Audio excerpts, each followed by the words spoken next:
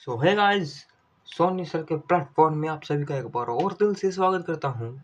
आज की इस वीडियो में हम करेंगे क्लास 10 चैप्टर का नाम हाउ डू ऑर्गेनिज्म रिप्रोड्यूस के नोट्स की डिस्कशन जो कि इससे पहले वाली वीडियो में हमने एसेक्सुअल और सेक्सुअल मोड ऑफ रिप्रोडक्शन के चेंज इन प्यूबर्टी तक पढ़ा था। उसकी लिंक मैं डिस्क्रिप्शन में दे दूंगा। अब फिलहाल इस वीडियो में हम करेंगे male reproductive system and female reproductive system की पूरी जानकारी। तो बने रहिए वीडियो में। और वीडियो शुरू करने से पहले अगर आपको वीडियो थोड़ी सी भी अच्छी लगे प्लीज़ लाइक सब्सक्राइब कर देना, जिससे मैं मोटिवेशन होता हूँ और आपको बेहतरीन तरीके से पढ़ा सकूँ। तो वीडियो करते हैं शुरू। Male reproductive system. सबसे पहला टॉपिक है टेस्टिस। टेस्टिस क्या होता है डायग्राम में देखेंगे। जैसे मेल रिप्रोडक्टिव ऑर्गन है, यहाँ पे होता है टेस्टिस। ये स्पर्म प्रोड्यूस करने में हेल्प करता है। साइड में होता है, इसका काम देखेंगे। एक बार इसको ऊपर कर देता हूँ, थोड़ा पढ़ेंगे। A pair of testes are located inside scrotum which is present outside the abdominal cavities। मतलब ए पेयर ऑफ टेस्टिस का पेयर ये लोकेटेड होता है इनसाइड स्क्रोटम। स्क्रोटम मतलब जैसे ये टेस्टिस है, इसके बाहर ऊपर वाली लेयर होती है ना, वो एक चमड़ी सी ब्लैक कलर की, उसे कहते हैं स्क्रोटम, जिससे ये ढका हुआ होता है। ये testis are located inside scrotum और विच इज प्रेजेंट, वह प्रेजेंट होता है आउटसाइड द एब्डोमिनल कैविटीज। जिसे एब्डोमिनल कैविटीज कहा जाता है, वह आउटसाइड स्क्रोटम के आउटसाइड प्रेजेंट होता है, उसे कहते हैं टेस्टिस। आगे पढ़ेंगे। स्क्रोटम होता है जो लेयर होती है जिसके अंदर टेस्टिस होते हैं। Scrotum as relative lower temperature, ये मदद करता है लोअर टेम्परेचर में, जिसके कारण जो जरूरत पड़ती है for the production of sperm, जिसके कारण स्पर्म का प्रोडक्शन हो जाए, क्योंकि स्पर्म को चाहिए स्पेसिफिक टेम्परेचर, लोअर टेम्परेचर, जिसके कारण स्पर्म प्रोड्यूस हो सके। इसके बाद है मेल जर्म सेल, उसे कहा जाता है स्पर्म आर फॉर्म्ड हर, उसके अंदर स्पर्म बनता है टेस्टिस के अंदर, और testis release male sex hormone testosterone. Testis release होता है और मेल का सेक्स हार्मोन उसे कहा जाता है टेस्टोस्टेरोन। ये मेल का हार्मोन होता है, सेक्स हार्मोन, और इसका काम देखते हैं। ये रेगुलेट करता production of sperm and bringing change in puberty, और जल्दी से प्यूबर्टी में चेंज भी कराता है ये। अब पढ़ेंगे वास्ट डिफरेंस। ये देखिए दोस्तों, वास्ट डिफरेंस इसे कहा जाता है जिससे टेस्टिस जुड़ा हुआ होता है अंदर तक, यहाँ तक, इसे कहा जाता है वास्ट डिफरेंस, जिसके कारण स्पर्म ट्रांसफर होता है, जिसके अंदर स्पर्म ट्रांसफर होता है। और वास्ट डिफरेंस का काम देखते हैं दोस्तों। It passes sperm from testis up to urethra। यह पास करता स्पर्म को कहाँ से, टेस्टिस से अप टू यूरेथ्रा तक। ये पास करता स्पर्म को टेस्टिस टू यूरेथ्रा। यूरेथ्रा क्या होता है वो दिखाता हूँ आपको। जैसे कि दोस्तों ये मेल रिप्रोडक्टिव पार्ट है जो आपने वक्त पढ़ा था वास्ट डिफरेंस का, वो क्या काम करता है। यहाँ से टेस्टिस से जुड़ी हुई पाइपलाइन उसको कहते हैं वास्ट डिफरेंस।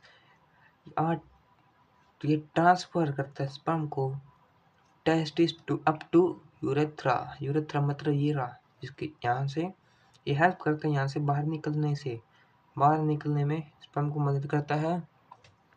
अब यूरेथ्रा का काम पढ़ते हैं। It is common passage for both sperm and urine. ये कॉमन पैसेज होता है जहाँ से निकलते हैं दोनों, स्पर्म और urine. It outer cover is called penis. इसकी आउटर लेयर होती है यूरेथ्रा की, उसे कहते हैं पेनिस। जैसे ये रहा यूरेथ्रा, इसके आउटर लेयर ये तरह यहाँ तक है ना, इसे कहते हैं पेनिस। ये कवर करता रहता है यूरेथ्रा को।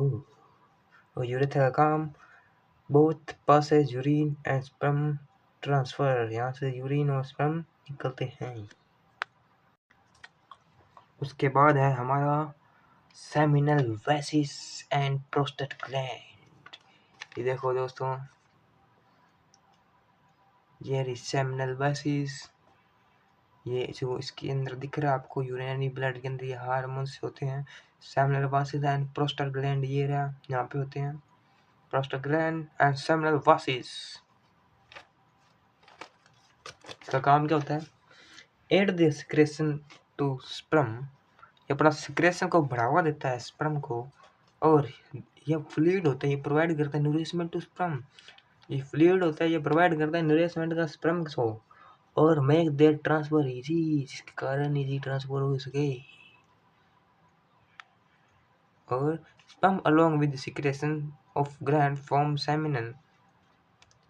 sperm अकेले ही बाहर नहीं निकलता, वो ग्लैंड के साथ रिएक्शन करके बनाता है सेमिन, मतलब क्रीमी बाहर निकलती है एक। हमारा बीच में एक टॉपिक है मोनाज एंड मेनोपॉज। मोनाज और मेनोपॉज क्या होते हैं देखते हैं। Starting of maturation cycle at puberty, puberty के समय मैच्योरेशन साइकिल चलना, इसे कहते हैं मोनाज। मतलब अगर एक फीमेल की उम्र 13 से 15 हुए तो वह मोनाज में आती है, क्योंकि यहाँ पे ही मैच्योरेशन साइकिल स्टार्ट होती है। और मेनोपॉज क्या होता है? Stopping of maturation cycle when egg not release about 15 year is called menopause. आप समझ गए होंगे दोस्तों, जहाँ पे स्टॉप मैच्योरेशन साइकिल का स्टॉप होना, और जब वहाँ से एग नहीं निकले कितने एज में, अबाउट 50 एज में, उसी कहते हैं मेनोपॉज। ये टॉपिक इम्पोर्टेंट है दोस्तों। दोस्तों पढ़ते हैं फीमेल रिप्रोडक्शन, मतलब फीमेल रिप्रोडक्टिव पार्ट। तो देखते हैं पहले ओवरी से। ओवरी क्या होती है? A pair of ovary located in the both side of abdominal, बहुत सारे एब्डोमिनल के बहुत साइड एब्डोमिनल पर ये लोकेटेड होती है ओवरीज। और second point, female germ cell egg होता है आर प्रोड्यूस। वहाँ पे मेल में फीमेल जर्म सेल स्पर्म था, यहाँ पे फीमेल जर्म सेल एग है, वहाँ पे प्रोड्यूस होता है ओवरी में। और at the time of birth of a girl, एक समय की बात है जब एक गर्ल का पैदा होना, 1000 of immature eggs are present in ovary. वहाँ पे बहुत सारे थाउजेंड्स इमेच्योर, मिच्योर नहीं है, एग वहाँ पे प्रेजेंट होते हैं ओवरीज के अंदर। और ऑन प्यूबर्टी, प्यूबर्टी मतलब 12 से 14 उम्र में ये प्यूबर्टी स्टार्ट हो जाती है, बोथ मेल एंड फीमेल में। ऑन प्यूबर्टी फीमेल के अंदर बता रहेगी, सम एग स्टार्ट मेच्योरिंग, जो 1000 ऑफ इमेच्योर एग थे ओवरी के अंदर, वह मेच्योर होने लगेंगे। On egg is produce ovary, जो एग है वो प्रोड्यूस होता रहेगा every month by one of the ovaries, हर एक एग हर महीने प्रोड्यूस होता रहेगा ओवरीज में। और इसके बाद टॉपिक है ओविडक्ट, फैलोपियन ट्यूब। मैं आपको इसकी एक बार डायग्राम दिखा देता हूँ फीमेल रिप्रोडक्टिव पार्ट की। उसके बाद आप ओवरी, ओविडक्ट एंड यूट्रस को काफ़ी बेहतरीन तरीके से समझ पाओगे। फीमेल रिप्रोडक्टिव पार्ट, यहाँ पे होता है यूट्रस, ये होती है ओवरीज, यहाँ आपको गोले से दिखते हैं, यहाँ पे ओवरी दिखते हैं। और ये पाइप सी दिख रही है आपको, ट्यूब सी, उसे कहते हैं फ्लोपियन ट्यूब, या इसको ओविडक्ट भी कहते हैं दोस्तों। और नीचे वाली साइड वजीना, यहाँ बीच में सर्विक्स, जिससे ओपन होता है ये दरवाजा, और यहाँ पे ऊपर यूट्रस। बस इतना ही काम है दोस्तों इसका। अब पढ़ते हैं विडक्ट, फ्लोपियन ट्यूब, यानी इसका उर्फ fallopian tube. Receive the egg and transfer it to uterus. ये रिसीव करता है एग को एंड ट्रांसफर कर देता है यूट्रस में। ओविडक्ट रिसीव करता है एग को और ये ओविडक्ट ही ट्रांसफर कर देता है यूट्रस में एग को। जैसे ये ओवरी है, ये फलोपियन ट्यूब, यहाँ से ओवरी से एग निकले, ये एग 1.5 निकलता है, एग निकले फलोपियन ट्यूब से, ये क्या करता है ट्रांसफर करता है एग को यूट्रस में। ये यूट्रस एक लेयर होती है इसके ऊपर, यहाँ से यहाँ तक इसको जमा कर देता है एग्स को यूट्रस पर। सेकंड पॉइंट, फर्टिलाइजेशन और fusion of gamete take place हर। जो फर्टिलाइजेशन होता है और फ्यूजन का गैमेट का फ्यूजन होता है, मतलब मेल गैमेट और फीमेल गैमेट का फ्यूजन होना और फर्टिलाइजेशन, उसे फर्टिलाइजेशन कहते हैं। यह वहाँ पर ही होता है जहाँ पर यूट्रस पे होता है, यहाँ पर ही होता है फर्टिलाइजेशन होता है। और फर्टिलाइजेशन को कहते हैं मेल एंड फीमेल गैमेट का फ्यूजन होना। अब पढ़ेंगे दोस्तों यूट्रस। यूट्रस क्या होता है? इट्स बैग लाइक स्ट्रक्चर, ये एक बैग सी लाइक स्ट्रक्चर होती है। Where develop of the body, जब बॉडी डेवलप हो जाए, take place after implantation of embryo on its walls. ये बैग लाइक स्ट्रक्चर होती है जब डेवलप हो जाए बॉडी वहाँ पे यूट्रस पर। आफ्टर इम्प्लांटेशन मतलब यूट्रस पर दाखिल करना एम्ब्रियो को, वो कहाँ पर होता है? इसकी वॉल्स पर होता है, इसकी दीवारों पर होता है, मतलब यूट्रस की लेयर पर से होता है। जब बॉडी डेवलप हो जाए उस हिसाब से और वहाँ पर इम्प्लांटेशन हो जाए एम्ब्रियो की, एम्ब्रियो एक बेबी होता है जो पेट में होता है, जो 7-8 मंथ में के अंदर, उसे कहते हैं एम्ब्रियो। जो इम्प्लांटेशन होता है एम्ब्रियो का यूट्रस की वॉल्स पर, वो कहाँ पे होता है? यूट्रस में होता है। और uterus open into vagina through cervix, uterus open होता है फिर वेजाइना में चला जाता है, किसके द्वारा? सर्विक्स के द्वारा। ये यूट्रस है, ये ओपन हो जाए यहाँ से, इसका दरवाजा ओपन होकर चला जाता है इनटू वेजिना थ्रू सर्विक्स, यहाँ पे दरवाजा इसका, यहाँ पे सर्विक्स से वेजिना में चला जाता है। एम्ब्रियो इम्प्लांटेशन, अगर हम आफ्टर इम्प्लांटेशन जब बॉडी डेवलप हो जाए और उसके ऊपर इम्प्लांटेशन करी जाए एम्ब्रियो की, वो कहाँ पर होता है? यूट्रस पर होता है दोस्तों, इसकी वॉल्स पर होता है। ये ना वॉल्स, इसकी यहाँ पे वॉल्स पर होता है दोस्तों। बहुत ही बेहतरीन टॉपिक जिसका नाम है व्हेन एग इज फर्टिलाइज्ड। जब एग फर्टिलाइज हो जाए, जब एग फर्टिलाइजेशन हो जाए, मतलब जब मेल एंड फीमेल गैमेट्स का फ्यूजन हो जाए, उसे कहते हैं फर्टिलाइजेशन। और जब एग फर्टिलाइज्ड हो जाए तो क्या होगा? ऑफ कोर्स बेबी पैदा होगा, राइट। द फर्टिलाइज्ड एग का जाइगोट, और एग का फर्टिलाइज होना उसे कहते हैं zygote, and develop into an embryo. उसके बाद एम्ब्रियो डेवलप होने लगता है जाइगोट से। और second point, embryo get nutrition from mother blood with the help of placenta. Embryo nutrition लेता है अपनी मदर की बॉडी से, मदर की ब्लड से और बॉडी से भी होता है, और with the help of placenta, placenta द्वारा एक डिस्क लाइक स्ट्रक्चर, एक पाइप होती है दोस्तों। It provide surface for exchanges of glucose, oxygen and waste materials. ये ब्रिज जैसा काम करता है जिससे ये प्रोवाइड होता है exchanges of glucose and oxygen. यहाँ से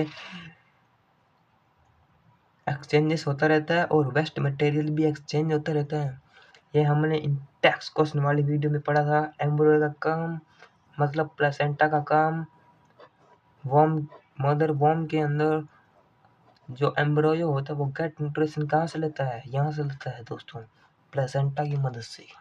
third point, the time period from fertilization, जो समय होता है फर्टिलाइजेशन का up to birth of baby, जब बेबी जमने का समय होता है उसे कहते हैं गेस्टेशन पीरियड। गेस्टेशन पीरियड दोस्तों ये इंपॉर्टेंट है, टिक लगा के जा रहा है। गेस्टेशन पीरियड कहते हैं जब बेबी बाहर निकलता है, और it is about 9th month, ये 9th मंथ में होता है दोस्तों।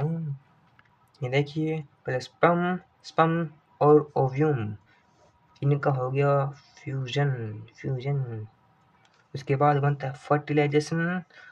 उसके बाद ये फर्टिलाइजेशन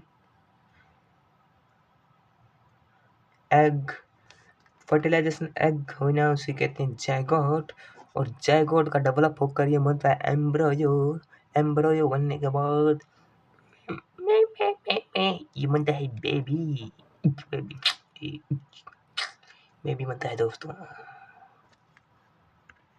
हमने पढ़ा था एग फर्टिलाइजेशन हो जाए तो उसके क्या होता है, बेबी पैदा होता है। और अब पढ़ेंगे जब एग इज नॉट फर्टिलाइज्ड, जब एग फर्टिलाइजेशन ही ना होए, फर्टिलाइज्ड ना होए तो क्या होगा, पढ़ेंगे। First point, the uterus prepare itself every month to receive fertilization egg, uterus है वो प्रिपेयर करता अपने आप को हर मंथ रिसीव करने के लिए एग को। और the lining of uterus become thick and spongy to support embryo, जो लाइनिंग होती है यूट्रस की, जो लेयर होती है, वॉल्स होती है यूट्रस की, वह जाड़ी और सॉफ्टनेस हो जाती है, थिक एंड स्पंजी हो जाती है टू सपोर्ट एम्ब्रियो, एम्ब्रियो को सहारा देने के लिए।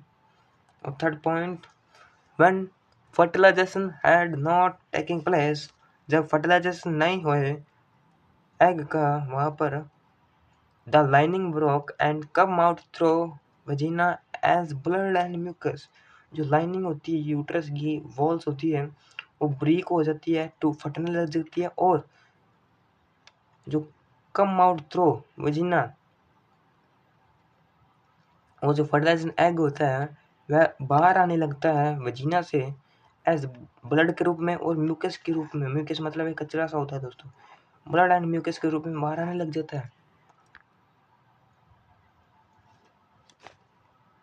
उसके बाद this cycle take around 28 days and it's called maturation, ये साइकिल 28 दिनों में एक बार होती है, उसे कहा जाता है मैच्योरेशन। अब पढ़ते हैं रिप्रोडक्टिव हेल्थ। रिप्रोडक्टिव हेल्थ हमें दोस्तों male reproductive system and female reproductive system बहुत ही बेहतरीन तरीके से समझ लिया है। अब पढ़ेंगे रिप्रोडक्टिव हेल्थ, हमारा second topic. It mean mentally, physically, socially, emotionally well. इसका मतलब मेंटली, फिजिकली, सोशली, इमोशनली से प्रिपेयर होना चाहिए, जिसके कारण जो एसटीडीज होती है, सेक्सुअली ट्रांसमिटेड डिजीज, इसकी फुल फॉर्म होती है, और गोनोरिया एंड स्पाइफिल्स, वात एंड एचआईवी और एड्स, ये बीमारी का नाम है दोस्तों, जैसे गोनोरिया एंड स्पिलिस और वात एंड एड्स। पढ़ेंगे एचआईवी की full form human immuno deficiency virus, AIDS की पढ़ेंगे एक्वायर्ड एमिनो डेफिशिएंसी सिंड्रोम। अब पढ़ेंगे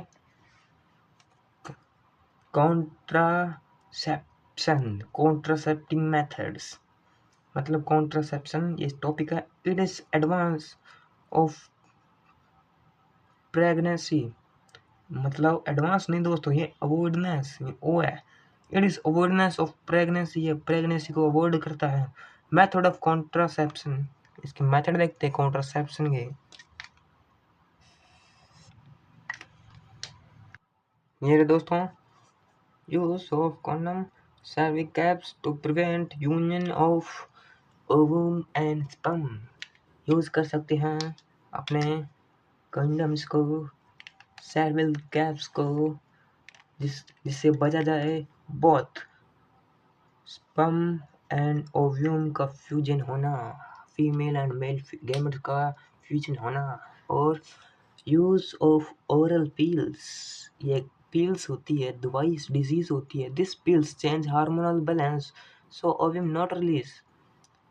इस पिल्स का काम होता है, ये पिल्स चेंज कर देती है हार्मोनल बैलेंस को, जिसके कारण ओव्यूम रिलीज ही नहीं होता। और ये डॉक्टर की सलाह से लेनी चाहिए दोस्तों, यहाँ पे लिख देता हूँ, वरना नहीं लेनी चाहिए। और कॉपर टी और loop is placed in uterus to prevent pregnancy.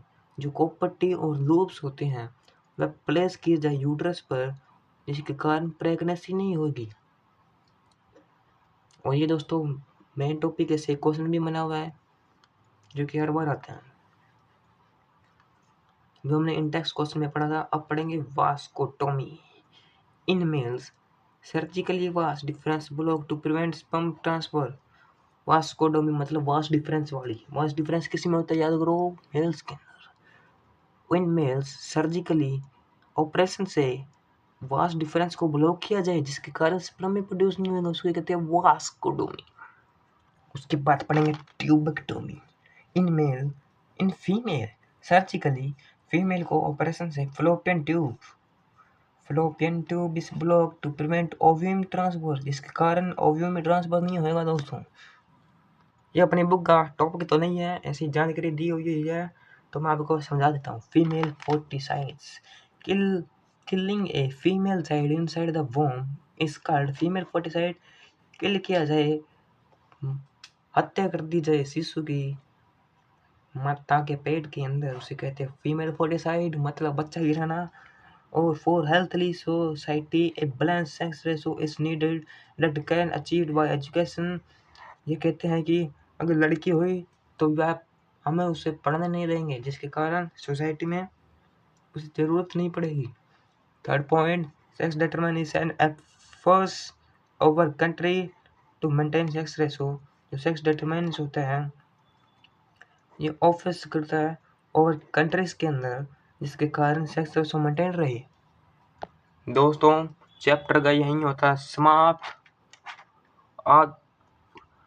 आपको वीडियो थोड़ी सी भी अच्छी लगे, मैं पहले भी कह चुका हूँ, लाइक सब्सक्राइब कर ठोक के जाना हो दोस्तों।